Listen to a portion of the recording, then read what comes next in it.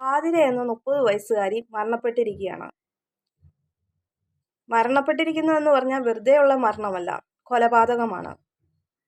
Instagram വഴിയുള്ള ബന്ധമാണ് ഈ മരണത്തിലേക്ക് നയിച്ചേക്കുന്നത്. ചോദിച്ചു വാങ്ങിയ മരണം എന്ന് പറയാം. ഇവൾ വിവാഹിതയാണ്, ഒരു കുട്ടിയുടെ അമ്മയാണ്. 3-4 ക്ലാസ്സിൽ പഠിക്കുന്ന ഒരു കുട്ടിയുടെ അമ്മയാണ്.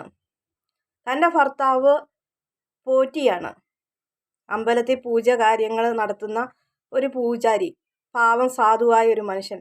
അദ്ദേഹം ഈ ഭാര്യനെ വിശ്വസിച്ചിട്ടുണ്ടാകാം. അതാണല്ലോ ഇത്രയും ഇതിലേക്ക് പോയത്. ഇൻസ്റ്റഗ്രാം വഴി പരിചയപ്പെട്ട സുഹൃത്തുമായിട്ട് പലതരത്തിലുള്ള ബന്ധങ്ങളിലേക്ക് ഏർപ്പെട്ടു. യാതൊരു പരിചയവുമില്ലാത്ത അന്യ പുരുഷനുമായിട്ടാണ് ബന്ധം. എവിടെയോ താമസിക്കുന്ന ഒരു പരിചയമില്ലാത്ത, തൻ്റെ നാട്ടുകാരനോ പരിചയത്തിലുള്ളതോ ആരുമായിട്ടുള്ള ആളല്ല ഇയാൾ. അങ്ങനെയുള്ള ആളുമായിട്ട് പരിചയത്തിലാവുകയും ചാറ്റ് ചെയ്യുകയും വിളിക്കുകയും വീഡിയോ കോൾ ചെയ്യുകയും അങ്ങനെയുള്ള പല കാര്യങ്ങളിലും ഏർപ്പെട്ട് ഇവർ തമ്മിൽ അടുപ്പത്തിലായി.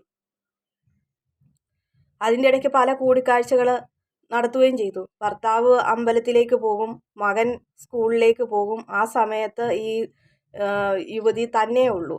ആ സമയം നോക്കി ഇവർ തമ്മിൽ പലതരത്തിലും കാണാറുണ്ടായിരുന്നു. അതുപോലെ തന്നെ ലൈംഗിക ബന്ധത്തിലും ഏർപ്പെടുകയും ചെയ്തു. അങ്ങനെ ആ ബന്ധം ഭയങ്കര ദൃഢമായി. ഇയാൾക്ക് ഇവളില്ലാതെ കഴിയാൻ പറ്റത്തില്ലാത്ത ഒരു അവസ്ഥയിലേക്കും വന്നു. ഇതിൻ്റെ ഇടയ്ക്ക് ഭർത്താവ് ഫോൺ പിടിക്കുകയും ഈ കാര്യങ്ങൾ കണ്ടുപിടിക്കുകയൊക്കെ ചെയ്തു. അപ്പോൾ ഇനിയും ഭാര്യ പറഞ്ഞു, തന്നെ ബ്ലാക്ക്മെയിൽ ചെയ്യുകയാണ്, എനിക്കിതിൽ നിന്ന് രക്ഷപ്പെടാൻ പറ്റുന്നില്ല. അപ്പോൾ അയാൾ പറഞ്ഞു, നമുക്കെന്നാൽ പോലീസ് പരാതി കൊടുത്തേക്കാം. അപ്പോൾ വേണ്ട, ആളുകൾ അറിഞ്ഞാൽ നാണക്കേടാന്നും പറഞ്ഞ് ഇയാളെ തിരിപ്പിച്ചു ഈ ആതിര. അത് കഴിഞ്ഞ് കുറച്ച് നാളുകൾക്ക് ശേഷം ഇയാൾ ഈ കാമുകന് തൻ്റെ കൂടത്തിൽ വരണമെന്നും ഭർത്താവിനെയും മകനെയും ഉപേക്ഷിച്ച് തൻ്റെ കൂടെ ജീവിക്കാൻ വരണമെന്ന് പറഞ്ഞു. അത് ആതിരയ്ക്ക് സമ്മതമല്ലായിരുന്നു. അപ്പോൾ ഇവന് വൈരാഗ്യം കൂടി തന്നെ കൊല്ലുമെന്ന് ആതിരയോട് പറഞ്ഞു. ഭർത്താവിനോട് ഈ വിവരം പറഞ്ഞു. നമുക്ക് കേസ് കൊടുക്കാൻ അന്നേരവും പറഞ്ഞു. അപ്പോഴും ആതിര വേണ്ടെന്ന് പറഞ്ഞു. 1-2 ദിവസം കഴിഞ്ഞപ്പോഴത്തേക്കിന് ഭർത്താവ് അമ്പലത്തിലേക്ക് പോവുകയും അത് കുട്ടി സ്കൂളിലേക്ക് പോവുകയും ചെയ്ത സമയത്ത് ഇയാൾ വീടിൻ്റെ പരിസരത്തൂടെ കറങ്ങി നടന്നു. എന്നിട്ട് ഇവരെല്ലാം മാറിയ സമയത്ത് ഇവളുടെ അടുത്ത് വരികയും ഇവർ തമ്മിൽ ലൈംഗിക ബന്ധത്തിൽ ഏർപ്പെടുകയും ചെയ്തു.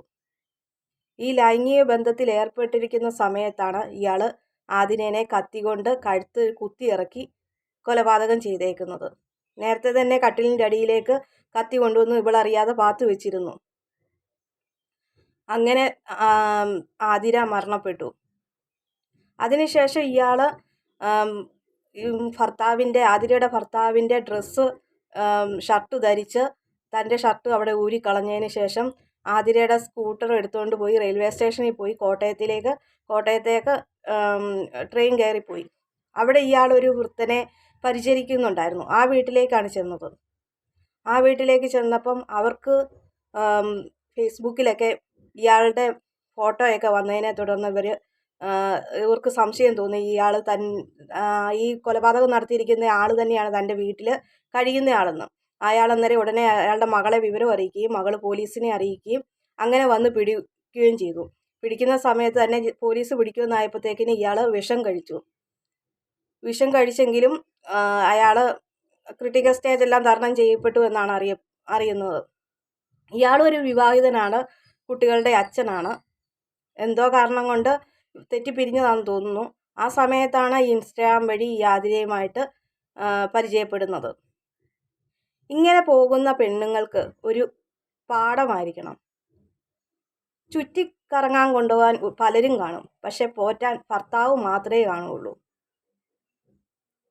വേലി ചാടുന്ന പശുവിന് കോലുകൊണ്ട് തന്നെ മരണമെന്ന് ഉള്ള ഒരു പഴഞ്ചൊല്ലാണ് ഇപ്പോൾ ഓർക്കുന്നത്.